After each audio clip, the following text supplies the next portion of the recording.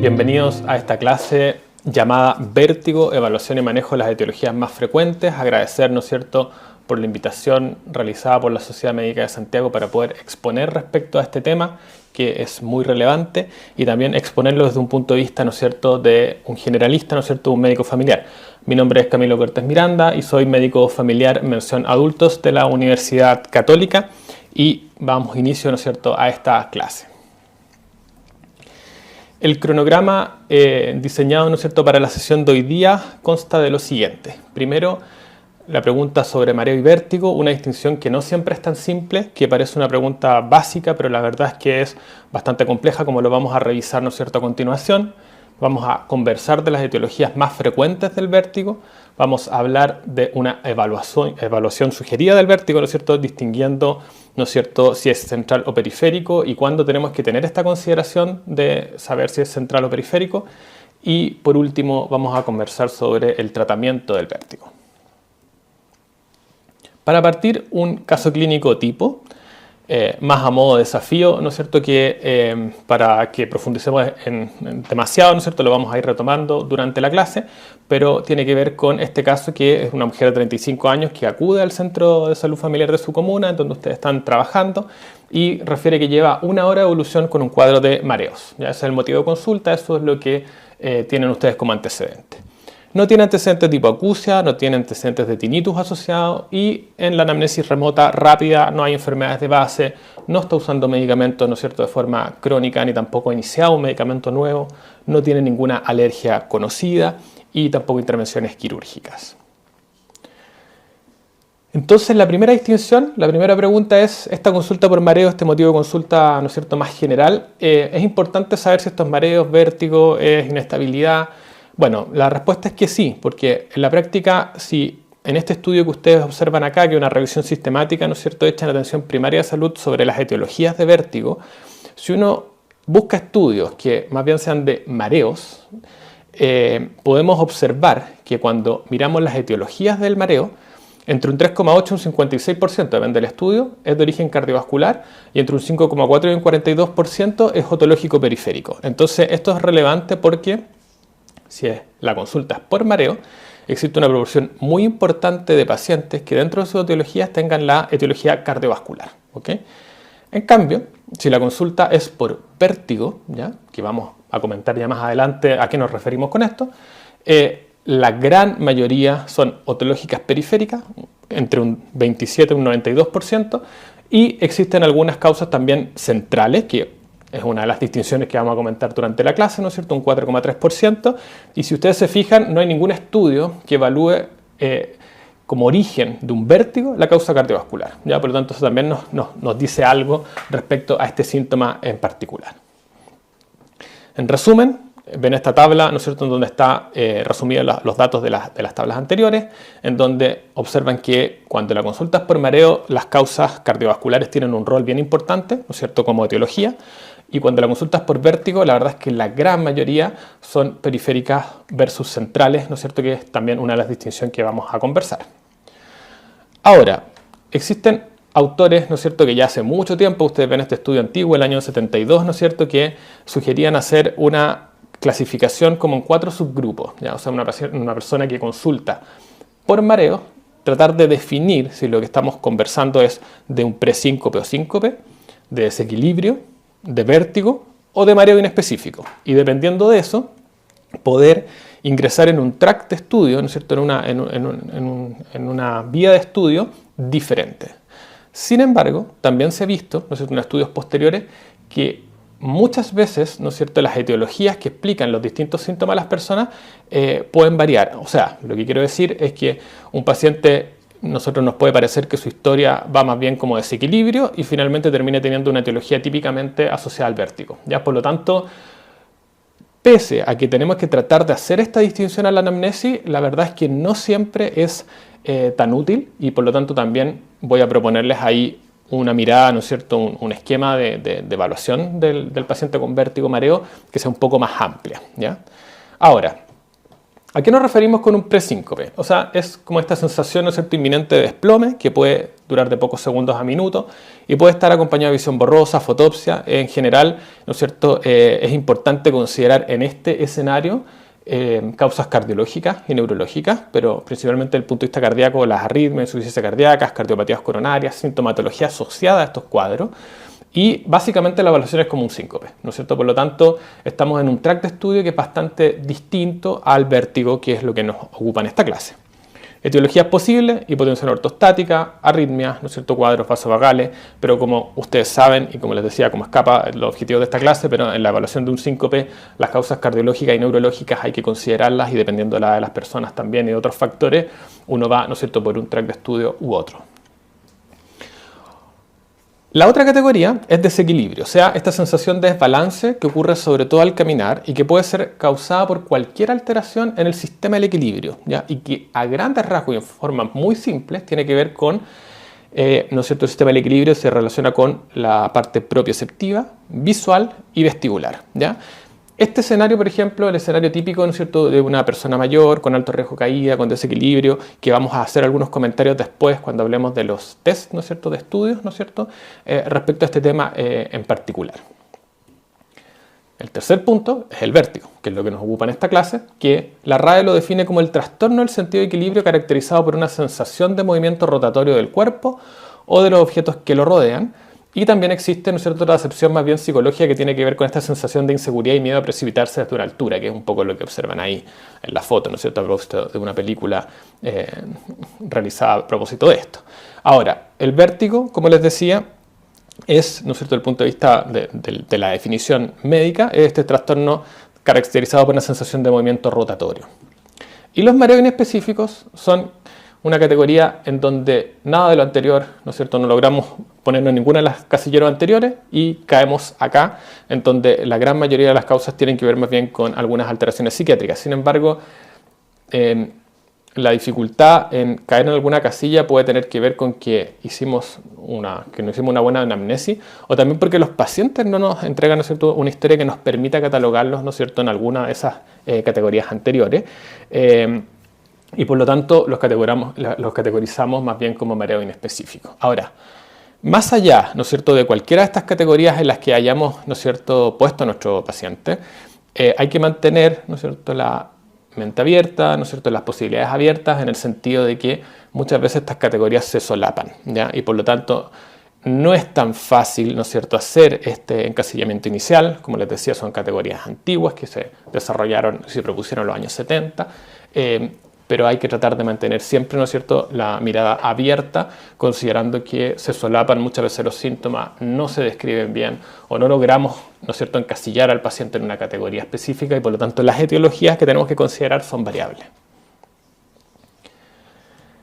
Hablando ya propiamente tal de vértigo, ya habiendo hecho, ¿no es cierto?, esta propuesta anterior, ¿no es cierto?, respecto a no encasillarnos, es que la prevalencia del vértigo tiene una amplia variabilidad entre los estudios porque depende de si lo que estamos considerando el síntoma mareo, el síntoma vértigo, pero si lo consideramos en una consulta de atención primaria, de todas las consultas que tenemos, de todos los motivos de consulta que tenemos, entre un 0,7 y un 9,9% de esos motivos de consulta van a ser por mareos o vértigo en atención primaria.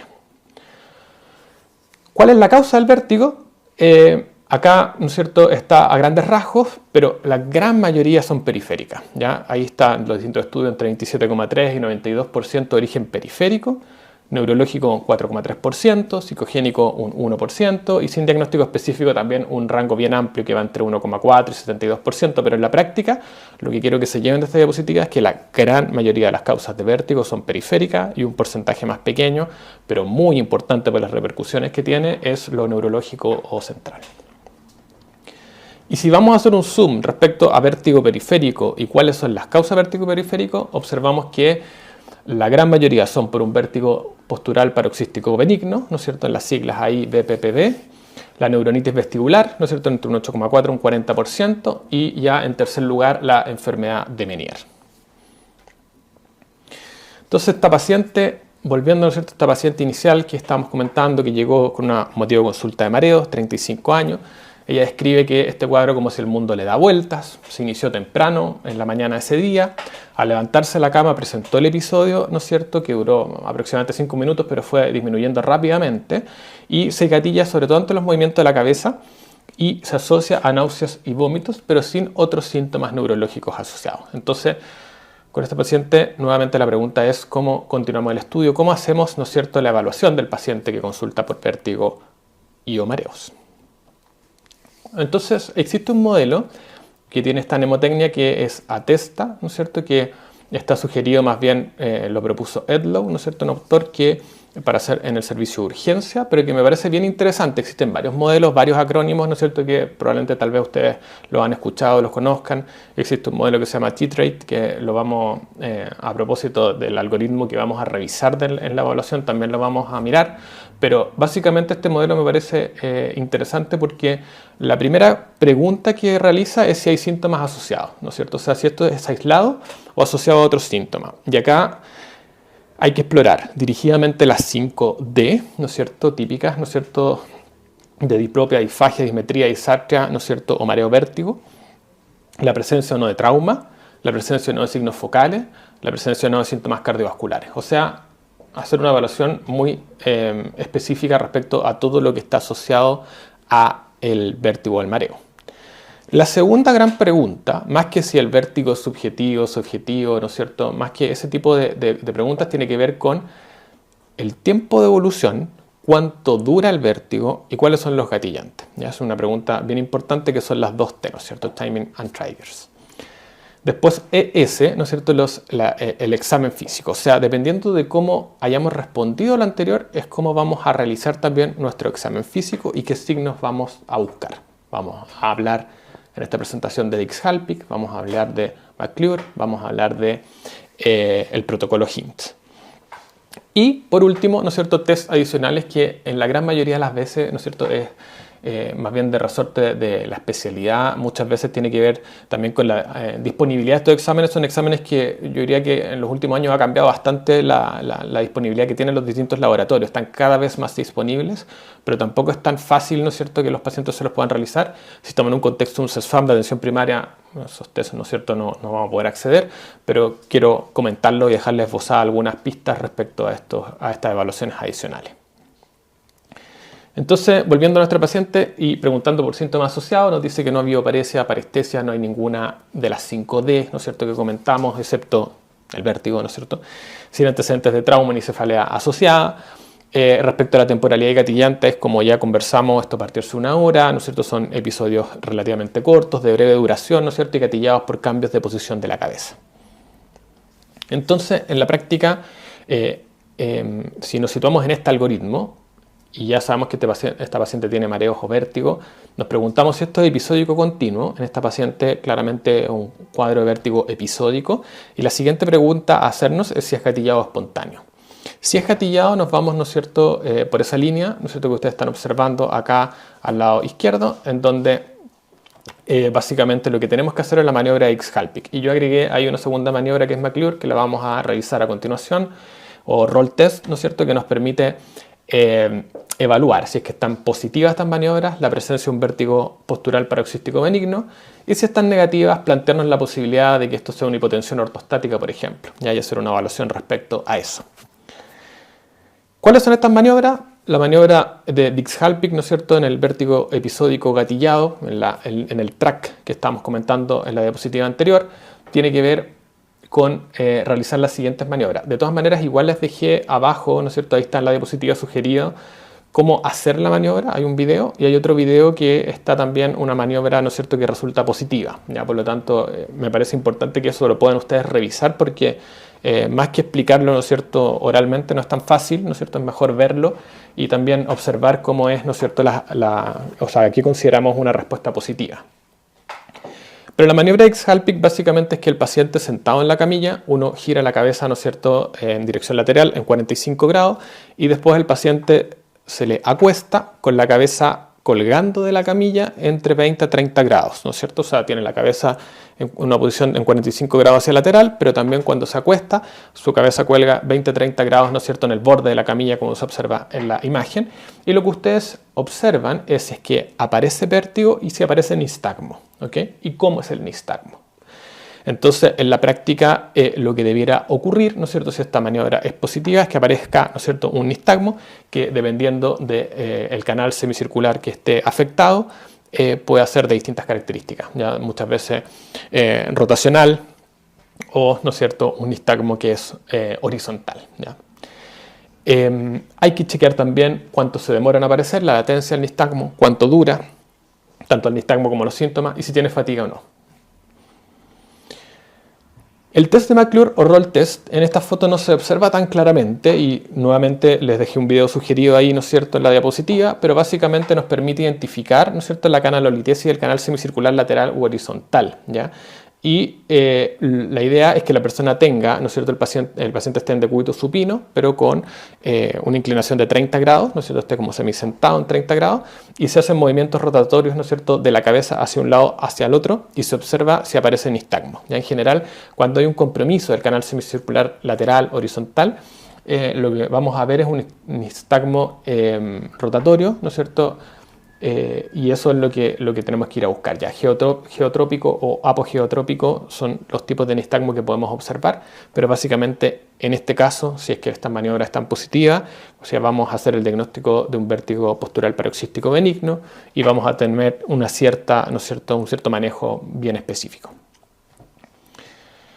Ahora bien, si nos vamos a este otro track, o sea, un paciente con vértigo, que tiene un vértigo que es episódico, pero que es espontáneo, no es gatillado, lo que tenemos que preguntarnos sobre todo historia, ¿ya?, de examen, o sea, anamnesis, ¿sí? Si hay pérdida auditiva, ¿no es cierto?, tinnitus, que nos va a orientar a enfermedad de Meniere, si hay cefalea asociada, que nos va a orientar, ¿no es cierto?, a una migraña vestibular, si hay síntomas psiquiátricos, una esfera psiquiátrica importante, ¿no es cierto?, que nos orienta, ¿no es cierto?, a patologías de ese origen, ¿ok? Si nos vamos al otro track, es el track que yo les diría que es bastante, que hay que tener bastante alerta, ¿okay? Porque es un track en donde vemos un paciente con mareo vértigo que es continuo y la pregunta que sigue es, ¿hay toxinas involucradas, hay medicamento involucrado, hay trauma involucrado, que nos vamos por un carril, versus si este nistagmo, ¿no es cierto?, es espontáneo, o sea, no está gatillado por ninguna de estas, ¿no es cierto?, cosas, ni trauma, ni toxinas, medicamentos. Y si es espontáneo, lo que tenemos que realizar es un protocolo HINTS, ¿ya? Un examen, ¿no es cierto?, examen del HINTS que ya vamos a revisar con más detalle, porque eso nos va a permitir diferenciar si es que es más probable que este vértigo, ¿no es cierto?, continuo sea de origen central o sea una patología más bien de origen periférico. Entonces, vértigo continuo, un vértigo continuo espontáneo, alerta, ya hay que estar, ¿no es cierto?, prender las alertas y realizar este HINTS, que es básicamente 3 test secuenciales, que es el Head Impulse Test, la evaluación del nistagmo y el test de SKU, ¿ya? Y por lo tanto, les recomiendo revisar un video, ¿no es cierto?, que está hecho ahí por un profesor de la Universidad de Ottawa, que me parece bien interesante al revisarlo, ¿no es cierto?, haciendo esta clase, ¿no es cierto?, y revisando videos. Creo que es bien interesante porque se describen, ¿no es cierto?, estas maniobras, pero también se dan ejemplos de pacientes que tienen alteraciones en las maniobras. Entonces es súper interesante, es muy didáctico como para poder entender bien esto, que nuevamente lo vamos a mirar, pero en la transmisión oral esto es bien difícil, ¿no es cierto?, de explicar. Estas imágenes están sacadas de UpToDate, ¿no es cierto?, pero me pareció interesante porque tienen una cartilla UpToDate en donde habla un poco de esto, de la posibilidad de características que sugieren el origen central versus periférico, y pone algo que yo saqué de acá, pero está, ¿no es cierto?, ya lo comentamos, pero como en primer lugar, que obviamente hayamos hecho una buena evaluación neurológica, ¿ya? O sea, que este paciente si tiene signos de focalidad, ¿no es cierto?, si tiene paresia, ¿no es cierto?, si tiene hipostesia, si tiene, ¿no es cierto?, una alteración de pares cranianos adicional, o sea, básicamente eso es súper importante como para poder seguir en el track. Pero también en la aplicación de estos tests, ¿no es cierto?, secuenciales que son parte del HINTS. Y el primero es el Head Impulse, ya que ahí viene el HI, ¿no es cierto?, Head Impulse Test, que es básicamente un test en donde lo que yo realizo es que le pido al paciente que fije su mirada en mi nariz y voy moviendo, ¿no es cierto?, la cabeza hacia lateral, ¿no es cierto? 30 grados hacia la derecha, 30 grados hacia la izquierda, y en algún momento bruscamente hago un movimiento, ¿no es cierto?, hacia el centro y observo qué ocurre, ¿no es cierto?, con la mirada de la persona. Si el test Head Impulse es normal, lo que va a ocurrir es que el reflejo vestíbulo ocular va a estar preservado, ¿ya? Y por lo tanto van a persistir los ojos fijos, ¿no es cierto?, en la nariz. Si es que está alterado, lo que va a ocurrir es que la persona va a, ¿no es cierto?, los ojos van a seguir el movimiento y después van a corregir mirando hacia mi nariz, y por lo tanto es un test, ¿no es cierto?, un Head Impulse alterado, ¿ya?, anormal. Como decía, explicarlo es más difícil que verlo, entonces les sugiero revisarlo, ¿no es cierto?, en el video que les mostré anteriormente, porque hay ejemplos muy claros, ¿no es cierto?, respecto a qué me refiero con esto. Y también lo que es bien relevante de entender en esta primera parte del HINTS, del Head Impulse, es que el Head Impulse cuando es anormal, sugiere periférico, y cuando es normal, sugiere central, que es un poco...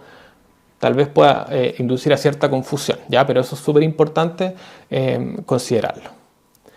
El segundo elemento de este HINTS es la N de nistagmo, ¿ya? Que es básicamente evaluar si hay presencia de nistagmo y cómo es. Y lo que uno hace es que el paciente, ¿no es cierto?, va mirando hacia la derecha, hacia la izquierda, ¿no es cierto?, y vamos a determinar la dirección del nistagmo, que como ustedes saben está determinada por la fase rápida del nistagmo, ¿ok?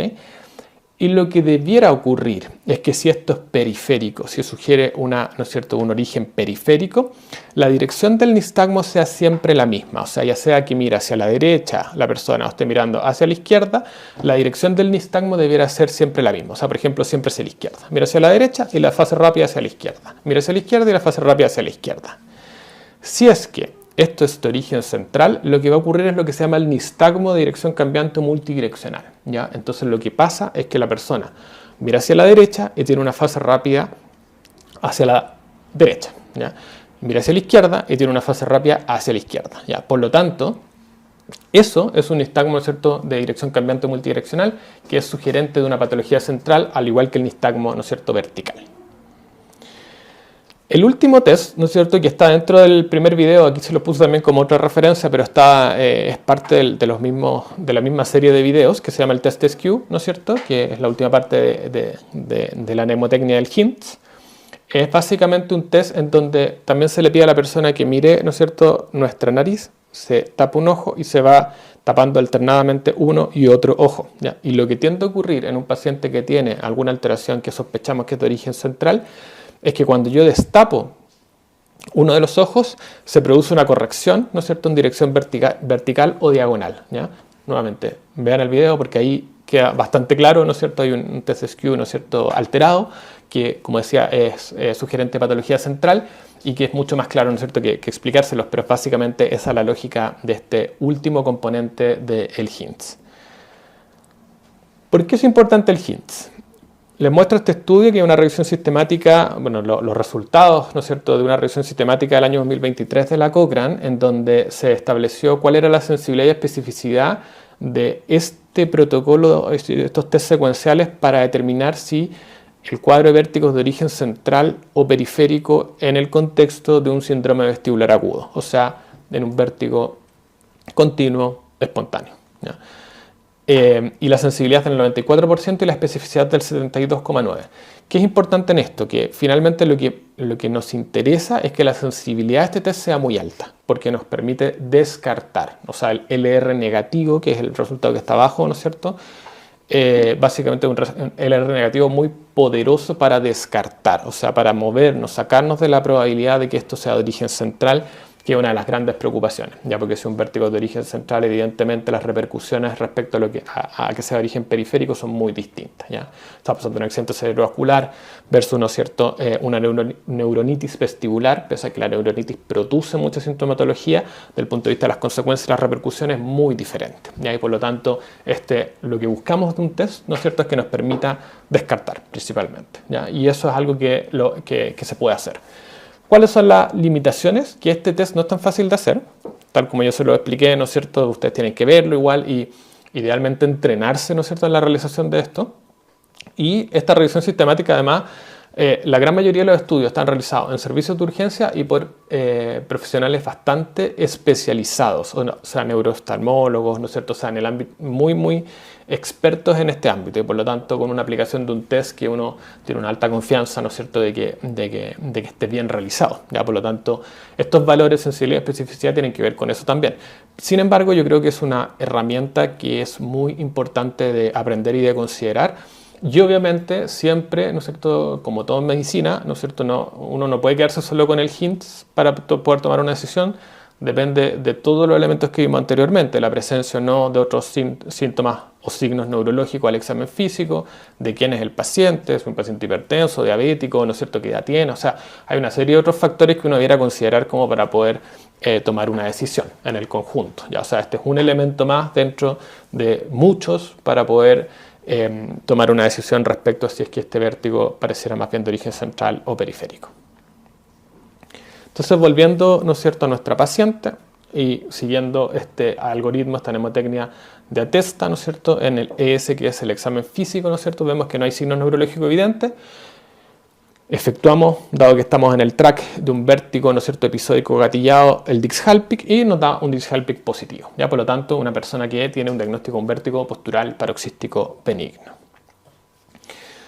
Acá está el algoritmo en términos generales de todo lo que hemos revisado y evaluado y es un poco, ¿no es cierto?, la sugerencia de cómo hacer una evaluación y cómo poder aproximarnos al diagnóstico. Como decía, no siempre vamos a llegar al diagnóstico definitivo, o sea, no quiere decir que si es que tenemos un vértigo, por ejemplo, episódico, espontáneo, con pérdida de audición, vamos a hacer el diagnóstico de enfermedad de Meniere directamente, a que muchas veces en muchos de estos tracks hay que complementar estudios, pero nos va orientando, ya nos va dando ciertas orientaciones y también nos permite tomar decisiones respecto a cuán urgente o no es la evaluación de este paciente.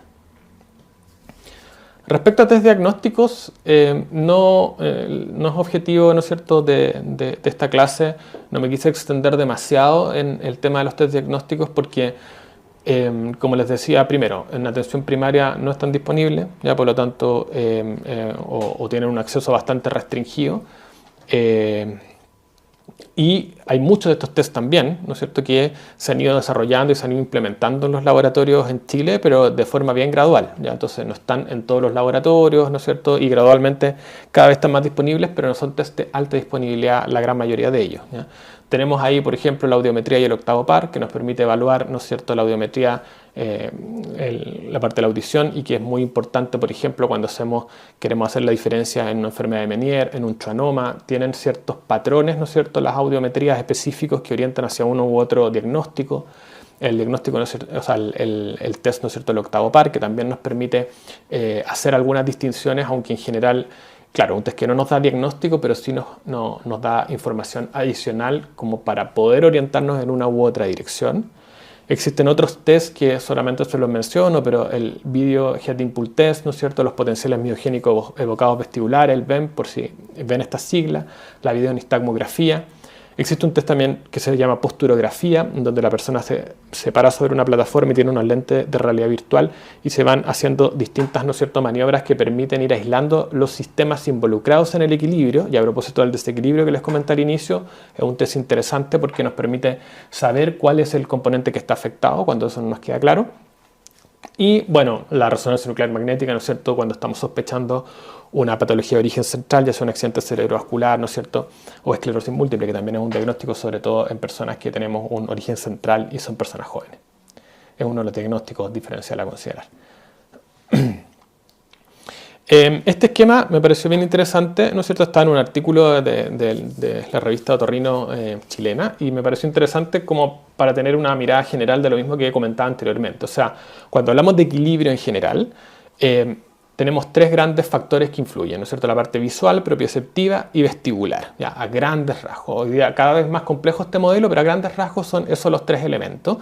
Y la posturografía, que está ahí, ¿no es cierto?, en el costado, nos permite evaluar, ¿no es cierto?, cuál de estos sistemas es el que está afectado, ¿ya? Cuando, por ejemplo, estamos en la categoría de desequilibrio, ¿ya? O sea, tenemos dudas, ¿no es cierto?, de cuál será el sistema afectado, nos permite hacer esa evaluación.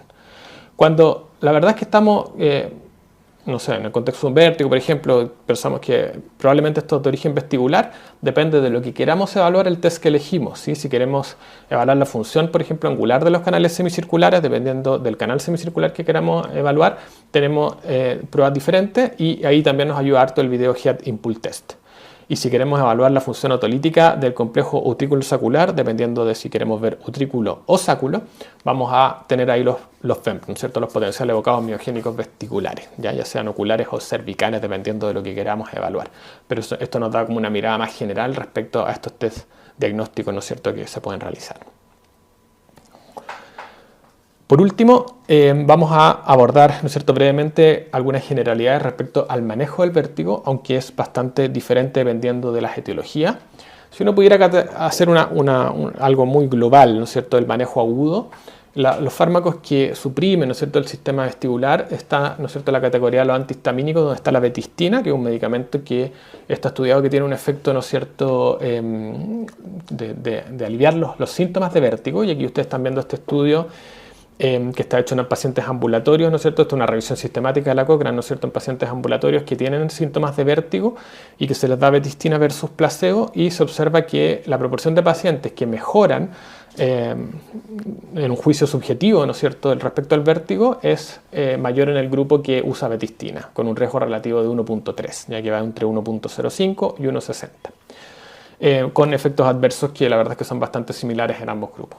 Por lo tanto, la betistina es una de las herramientas, ¿no es cierto?, que tenemos para el manejo, ¿no es cierto?, del vértigo en términos globales. Estos estudios están hechos en pacientes que tienen vértigo postural paroxístico benigno, enfermedad de Meniere, neuronitis vestibular, ¿no es cierto?, en ámbitos bastante distintos. También pueden servir las benzodiazepinas, como el clonazepam, que voy a comentar respecto a algunas etiologías más específicas el uso, y los antieméticos como la metoclopramida y el ondansetron, que también se pueden utilizar sobre todo en el manejo de pacientes que tienen náuseas y vómitos de forma muy importante. La parte más crónica, o sea, sobre todo de los cuadros y de las etiologías que producen sintomatología más crónica, yo diría que una de las cosas importantes es la rehabilitación vestibular, ¿ya? Y la rehabilitación vestibular está estudiada sobre todo en pacientes que tienen disfunciones vestibulares periféricas unilaterales y que se mantienen en el tiempo, ¿ya? Por ejemplo, la enfermedad de Meniere pudiera dar un patrón de este tipo, pero habitualmente tiende a ser un patrón que es más agudo, pero puede ser que también esa disfunción se mantenga, y por ejemplo en esos pacientes está indicada la rehabilitación vestibular, ¿ya? Esta revisión sistemática evalúa, como decía, pacientes que tienen disfunciones vestibulares periféricas unilaterales, que pueden ser, como decía, múltiples patologías, desde enfermedad de Meniere, ¿no es cierto?, neuritis vestibular, lo que se observa también es que el odds ratio es de 2.67, son pacientes que mejoran, ¿no es cierto?, de forma subjetiva, al consultar de forma subjetiva por mareo.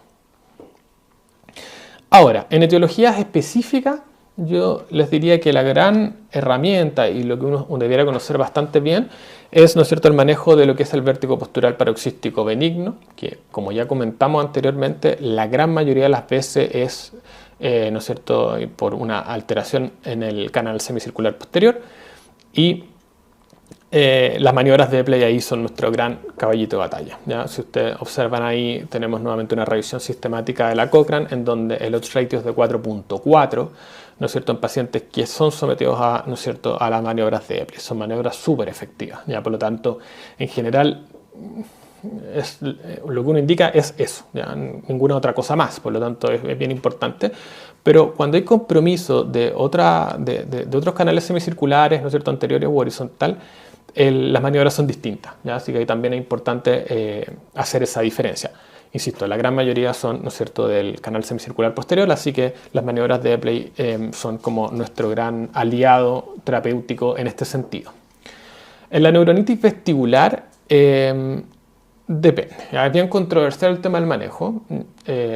Lo que revisé, ¿no es cierto?, respecto a este tema es que el uso de corticoides todavía es controversial, se sugiere, ¿no es cierto? Hay muchas sugerencias, ¿no es cierto?, sobre todo de expertos, de utilizar, ¿no es cierto?, corticoides en dosis decrecientes en el tiempo. Los antivirales en general no tienen un rol establecido. ¿Ya? La verdad es que los estudios muestran que no tienen mucho rol, ¿no es cierto?, en el manejo de la neuronitis vestibular. Se sugiere también, dado que es un cuadro, como vimos inicialmente, que es de vértigo continuo y que muchas veces está asociado a síntomas bien importantes, una rehabilitación vestibular precoz. Y en cuadros agudos también uno pudiera considerar el uso de benzodiazepina y antiméticos dependiendo de los síntomas del paciente. El manejo de la enfermedad de Meniere. Primero, la enfermedad de Meniere, la mayor parte de las veces es tanto de diagnóstico como manejo por especialidad, porque, como les decía, requiere ahí algunos otros análisis adicionales que tenemos que hacer, ya que muchas veces no tenemos derechamente disponible atención primaria. Y está la reducción del consumo de sal, del consumo de café, consumo de té, bebidas alcohólicas. O sea, cambio de estilo de vida es lo central. También existe algún rol de la betistina, muchas veces basado también en los mismos estudios que les mostré anteriormente, y el uso de diuréticos, pero sobre todo, ¿no es cierto?, de betistina. Rehabilitación vestibular si hay una hipofunción unilateral luego de las crisis, que es lo que conversábamos anteriormente. Y ya manejo de especialidad algunas otras alternativas terapéuticas como los corticoides o antibióticos gentamicina intratimpánica. En la crisis aguda de enfermedad de Meniere, que probablemente les puede tocar, o sea, un paciente que tiene ya antecedentes, tiene un diagnóstico de una enfermedad de Meniere, ¿no es cierto?, y tiene una crisis aguda, podemos utilizar benzodiazepinas como el clonazepam en dosis de 0,25 a 0,5 miligramos 2 a 3 veces al día. Y si hay náusea o vómito severo, el ondansetron también puede ser un aliado, un antiemético, ¿no es cierto?, un aliado en el manejo de estos pacientes que ya sabemos que tienen de base, ¿no es cierto?, una enfermedad Meniere y están con una crisis aguda. Entonces, en nuestra paciente, ¿no es cierto?, que partimos comentando, la derivación que deberíamos hacer es para una realización de las maniobras de Epley o, ¿no es cierto?, realizarlas nosotros mismos si es que, ¿no es cierto?, las conocemos y tenemos el tiempo para hacerlas, porque también toman bastante tiempo. O existen también algunos protocolos, algunos manejos en donde se les dan pautas a los pacientes como para poder ellos realizar, ¿no es cierto?, maniobras que permitan, ¿no es cierto?, el reposicionamiento, ¿no es cierto?, de los otolitos. Tratar de evitar el uso de medicamentos y en general en este tipo de pacientes, ¿no es cierto?, con vértigo postural paroxístico benigno, la rehabilitación vestibular no tiene un rol porque tienden a ser episodios, ¿no es cierto?, breves, autolimitados, ¿no es cierto?, y como decía el gran caballito de batalla en este caso son las maniobras de Epley. En conclusión, la consulta por mareos es bastante desafiante porque hay que considerar una serie de diagnósticos que tienen potenciales repercusiones bastante distintas, ¿no es cierto?, pero con este track, ¿no es cierto?, de estudios que les he propuesto, me parece que se simplifica un poco la evaluación. Sugiero utilizar el acrónimo TESTA para aproximarse a la evaluación de un paciente con mareo o vértigo y desde ahí orientar el examen físico y/o la necesidad de exámenes adicionales o derivación, ¿ya? Y el tratamiento del vértigo tiene algunos estándares que son más generales, ¿no es cierto?, algunos aspectos más generales, pero también muchas cosas que tienen que ver con el diagnóstico específico que uno haya realizado y dependiendo de eso también es el manejo puntual, ¿no es cierto?, que tiene nuestro paciente. Bueno, les agradezco mucho, ¿no es cierto?, por su atención y quedo atento si es que tienen alguna pregunta.